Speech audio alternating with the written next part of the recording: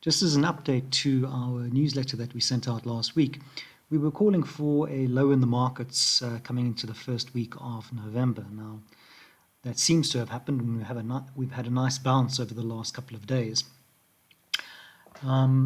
What's interesting is these cycles have been slightly different for different stocks and different indices.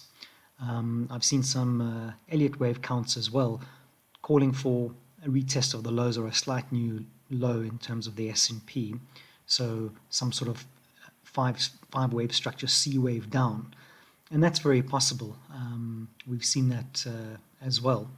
But as a quick glance, here's a chart of Richemont. And as you can see, the cycles have been pretty good in terms of the fixed cycles. We've discussed previously about the limitations of fixed cycles.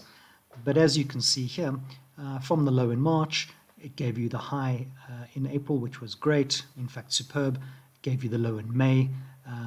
Again, in June gave you a high. August was a little bit out. We're out by maybe 1 day from that low. And then the end of September, early October date was 1 day off the high or 2 days off the low, whichever way you want to look at it.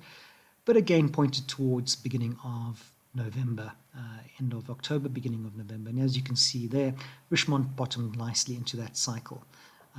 Obviously, you can't just look at it in terms of one dimension. You got to look at price as well. So if I come back to the same chart, Richemont, but this time we've actually got the Gann support levels, and we've got it in terms of price supports, but also in terms of fan support and resistance. So this is now bringing everything together, and as you can see, the levels have been pretty good. And again, we were expecting a low around about 100 Rand, but you can see it dipped slightly lower. Why? Because we have the fan line coming slightly lower. So it kind of intraday dipped below the level of 100 Rand and 60 cents and pulled back to or very close to the fan line, and we've had a decent rally off it. As you can see, the levels have been pretty good. There was support, and we rallied back almost to that 45-degree line. The 120 also a big rally, and obviously now 180, which we've been rallying for the last 2 days. So basically, that's what the Gann analysis does. It takes time cycles, it takes price, and it puts it together to find out where the confluence zones are. You know, where do we have cycles? Where do we have price supports? And where the two coincide, you usually get stronger levels to buy. And in this case, for Richemont, it seems to have worked quite nicely. Gave you the buy at 100 Rand, and the stock, I think, was up to about 108 Rand today. So 8% in 2-3 days, pretty good return. But I think you should take a look at our newsletter. We've got a lot more stocks in there.